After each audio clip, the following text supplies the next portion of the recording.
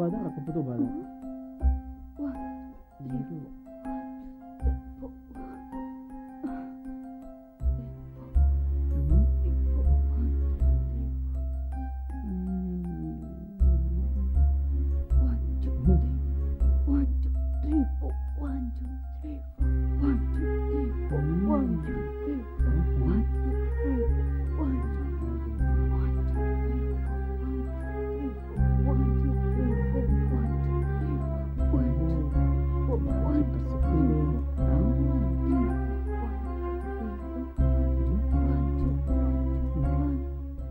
అబ్బా, సినిమా హీరోలా ఉన్నాడు.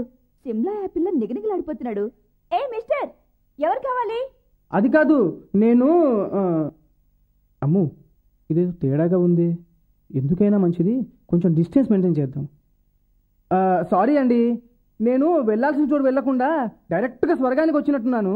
మీరు ఇంద్రుని కూతురు ఇంద్రజానా? మీరు భలే తమాషాగా మాట్లాడతారే. నేను ఎప్పుడు అంతేనండి. వస్తానండి. ఎక్కడికి? నా బెడ్రూమ్ కా? నేను అంటుంది వెళ్ళొస్తానని. ఇంతకీ ఎక్కడికి వెళ్తున్నారు? ఉన్నాళ్ళండి, సంతలో సత్రకాయ రాజారావు అంట. రాజారావా? ఏ మీకు తెలుసా? తెలియదులేండి. అయినా ఆయన మన చంద్రబాబు నాయుడా వాజ్పేయి తెలియడానికి. పైగా ఆ మహానుభావుడికి తాటాకుల్లాంటి 2 కూతుళ్ళు ఉన్నారంట. ఎక్కడ తెచ్చారో ఏమో. వస్తానండి.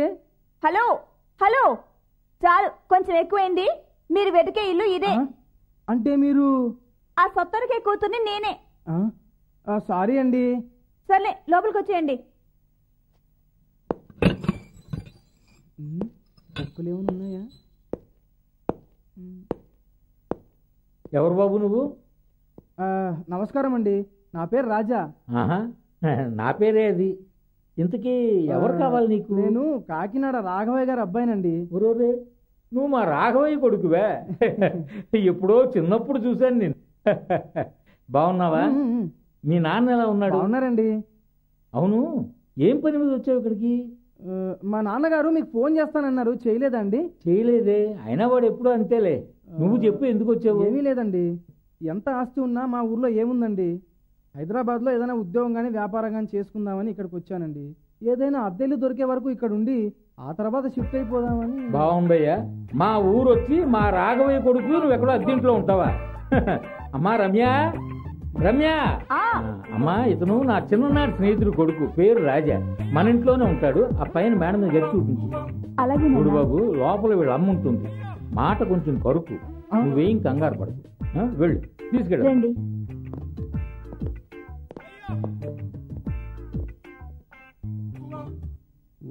Good morning sir. Good morning. అబ్బా, వెళ్ళిపోయాడు. నమస్కారం సార్. రామ్మా రా, నేనే కబుర్ చేద్దాం అనుకుంటున్నాను, ఇంతలో నువ్వే వచ్చేసావు. మీరు పిలుస్తారని తెలిసి నేనే వచ్చేసాను సార్. Thank you. చూసావా, నా కవితలు వినాలని నీ మనసు ఎంత తహతహలాడిపోతుందో. ఓ కవిత చదువుతాను, వినమ్మా. అదిగదిగో మేడ, మేడ చుట్టూ గోడ, గోడ పక్కన దూడ, దూడ వేసింది పేడ, పేడలో నేనాడ, గంతులేసింది నా నీడ, పేడలో నేనాడ, గంతులేసింది నా నీడ అన్నాడు ఈ మేస్త్రి. విన్నావా శ్రీశ్రీ? చాలా బాగుంది సార్. Thank you. మీరేమీ అనుకోకపోతే నేను కూడా ఒకటి ఇప్పాలనుకుంటున్నాను సార్. నాకు చూడాలనే ఉంది, కానీ పక్కన సుబ్బారావు కూడా చూసేస్తాడేమో. నేను విప్పేది కవిత సార్. ఓహో, అలా వచ్చావా? ఏమిటి, నువ్వు కవితలు కూడా రాస్తావా? ఏదో మీ దయ వల్ల ఎంతో శ్రమపడి ఒక కవిత రాశాను sir. Very good, very good. నా ఇన్స్పిరేషన్ తో నువ్వు కవిత రాసావంటే నాకు ఎంతో ఇదిగా ఉంది. చదవమంటారా సార్? చదువు చదువు చదువు. ఇంతకీ కవిత పేరు? బట్టతల సార్. అయితే నాదేనన్నమాట. చదువు. మరి ఇతను మన అభిమానులే. మనం రాసిన కవితలు వినడానికి 5-10 ఇచ్చి పెట్టుకున్నాను. అలాగే సార్. బట్టతల ఓ బట్టతల, నిన్ను గోతులో పెట్టుట ఎలా, నీ మెదడు ఓ పేడ తట్ట, నీకు నున్నగా గుండు కొట్ట, నిన్ను జనం బండబూతులు తిట్టా, నీ నెత్తి మీద కాకు రెట్ట, నువ్వు మనిషి రూపంలో ఉన్న లొట్ట పిట్ట, నైలాన్ తాడుతో నీ పొట్ట కుట్ట, నీ శవానికి ఎర్రబొట్టు పెట్ట, నీ చెవిలో ఎంగిల చుట్టల కట్ట, బట్టతల ఓ బట్టతల, నిన్ను వదిలించుకోవటం ఎలా? బాగుంది, చాలా బాగుందమ్మా. సార్ మరైతే నన్ను బయలుదేరమంటారా?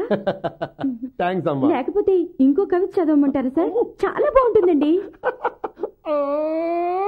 సార్.